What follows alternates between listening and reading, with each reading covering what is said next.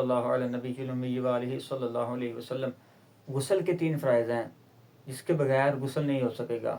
کہ آپ لوگ بھی یہ غلطی تو نہیں کرتے، آپ غسل کے فرائض میں سے کوئی فرائض چھوڑ تو نہیں دیتے؟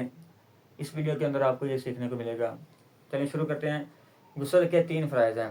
غسل کے 3 فرائض ہیں۔ سب سے پہلے یہ جان لیں کہ غسل فرض کن کن پہ ہوتا ہے۔ غسل مرد و عورت دونوں پر فرض ہوتا ہے اپنی شرائط کے ساتھ۔ جب بندے پر غسل فرض ہو جائے تو 3 کام بندے کو کرنے ہوتے ہیں، جس کی وجہ سے بندہ جو ہے غسل کے فرائض مکمل کر کے بندہ پاک ہوتا ہے، بندہ پاکی حاصل کرتا ہے۔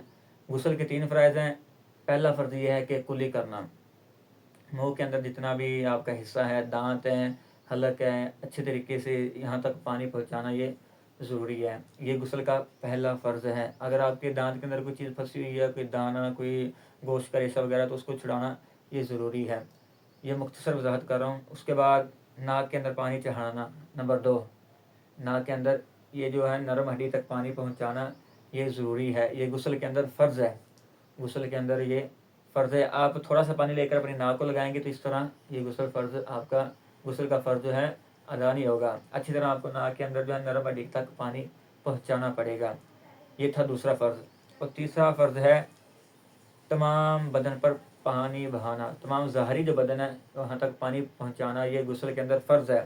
یہ سر کے بالوں سے لے کر پاؤں کے ناخن سمیت ناخنوں تک آپ کو پانی پہنچانا ہوگا۔